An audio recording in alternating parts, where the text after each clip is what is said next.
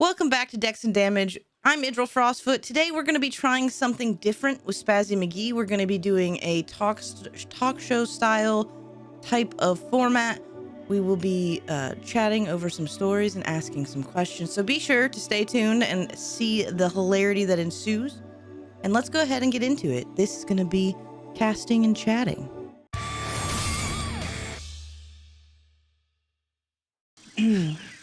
Have you ever thought, how do you know? How do you know your memories are real? What does this sound like? Pothead, like freaking, like something you ask somebody when they're like extremely stoned. Like, how do you know? How do you know your memories are even real? Whoa. So that's the question. That's the question. The question is, how do you know your memories are even real? Yeah, how do you know your memories are real? This is some Matrix stuff right here. I mean, we're really getting into the whole red pill, blue pill thing, aren't we? A little bit. So how do you know your memories are real? Wow. I didn't know we were getting so philosophical. Really, it's just based off of your own perception of reality, right? So, I mean, yeah, if you believe that somebody stuck a finger up your butthole the other night, I mean, they might as well. That was really specific. I just caught a soggy boot. A soggy boot? A soggy boot. Maybe that's where your memories are. And they're in that soggy boot right there. They've just been held in that soggy boot all this time, and, we never knew that's where our reality was held.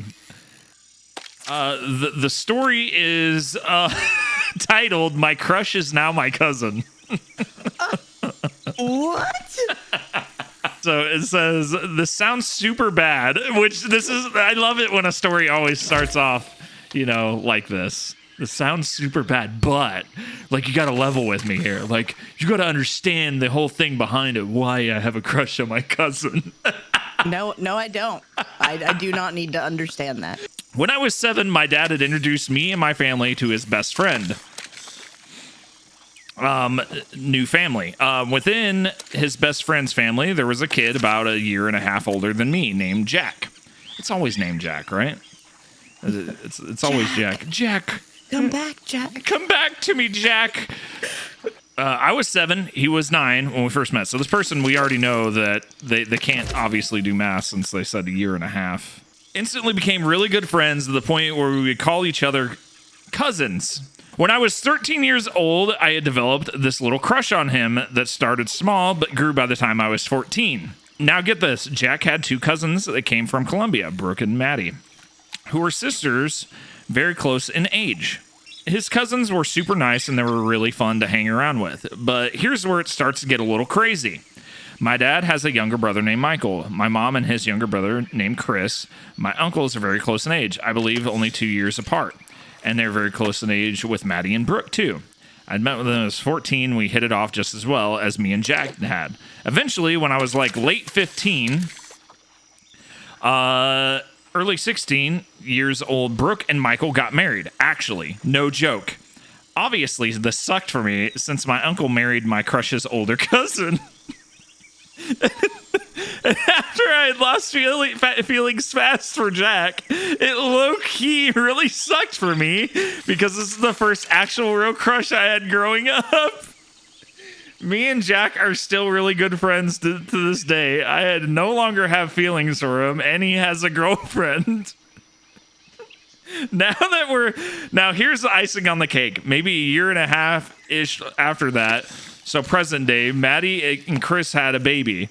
That baby is literally like a week and a half old right now. There is a child with DNA that partially matches me and Jack. Obviously, I was happy for them and Michael and Brooke too, but it was definitely sucky for me. So I love how Sweet Home Alabama. I love like how this story throughout it, they're trying to say that they don't have a crush on their cousin. But they can't get over it. But they can't get if over you don't it. have a crush anymore, let it go. Let it the F go. Your cousins. It's over. Just done. stop. I remember my first crush. It was my aunt, and it wasn't my cousins. Shut up. It was my aunt's neighbor. Let me finish. And I can't Girl, even. I'm coming home to you. So it was my aunt's next door neighbor. She had a kid, and I can't remember her name, but we held hands, and it was cute, you know. In 3rd grade, like, there was one guy who we both had crushes on each other, and I guess we were boyfriend and girlfriend as much as you can be in 3rd grade. You're right. Which included a school dance. And I distinctly remember dancing, the air quotes around dancing. Yes. To the Scooby-Doo theme song.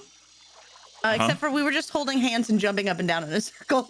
Everybody's twerking on each other. Yeah, here you are, frigging dancing to Scooby-Doo, jumping up and down, holding hands. We went and saw the Spider-Man movie. I'm pretty sure there were these college. As soon as we were walking into the theater and I saw all these college kids having blankets, I was like, somebody's getting laid tonight.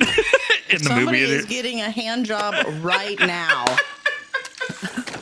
It's getting to some of the core parts of the movie where it's getting really, really, really exciting. And all of a sudden, in the midst of the quiet, I hear... Somebody slapped a knob! So I'm like, what the frick is going on? So I'm pissed off. And so I just slowly turn my head, and the noise stops. Go home. There's somewhere you could go. A car? A park? Literally anywhere else but the movie.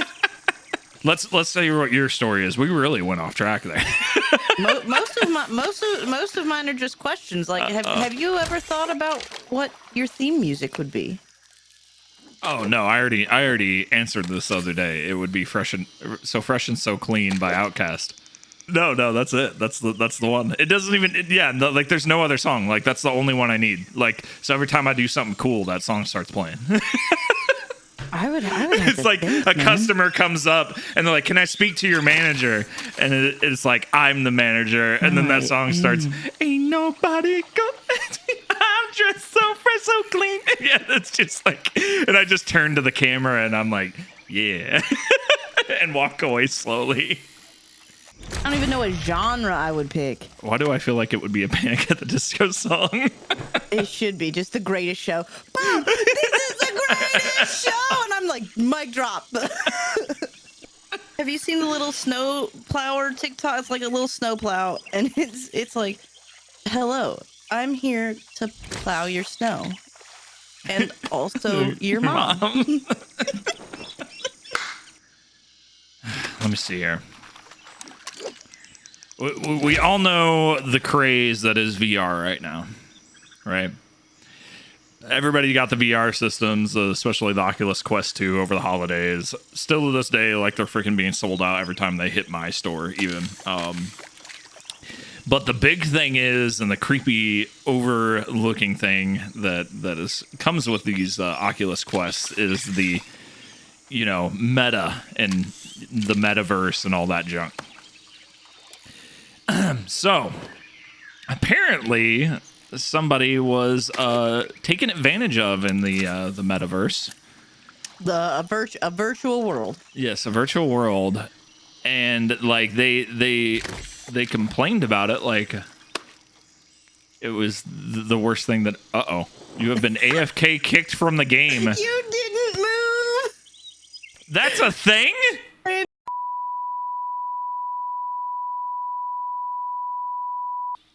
Yeah. Did she forget that there's there's a disconnect button? There is. You opt in to the activity. You can also opt out. Right. Right. So I just thought it was funny. It's just like you're sitting there and all of a sudden like these guys are freaking like trying to get all over you and you're just like, you can just, No, do not. You cannot. This is a no touching zone. If you get into a VR game where there are boob physics and the first thing you do is not try to flip them around, are you even real? Are you a person? It's a genderless thing. If you're a girl, you're gonna see if they wiggle. Let's be honest. Everybody's maxed out the boob slider once in their life. All right. Once. At least. And if there's a booty option, I'll take that too. Yeah. You know? Cake for days. Big whole cake. I mean, the whole wedding cake. All 3 layers. Yeah, no, that definitely was. I was just like, the people are getting stupider, and reality is people are falling for it. Yeah, and reality is just shifting. Like, soon we're all just gonna be in the Zuckverse.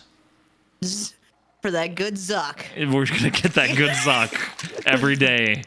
Thank you so much for sticking around. Be sure to check out Spazzy McGee and myself over on Twitch, Twitter. All those socials will be linked down below. If you enjoyed this, make sure you give a thumbs up, leave a comment, anything to help feed that algorithm, and be sure to stick around for the bloopers. Are we talking like this the whole time? Or no? Yeah, no, I mean, we could talk like this, but we we don't have to. Well, shit. Sans Google the questions to ask stoners. You hit the nail on the head. Whoa. Just like, my mind is blown, man. I don't even know, bro. Are we real? Are you real? All right, well, that's going to be it for us, guys. Thank you so much for tuning in, and be sure to check us out on the next one. And I don't know why I did the outro. I don't either. We'll see if it makes it in. We'll see if it makes it in. You'll find out later. Later. All right, bye.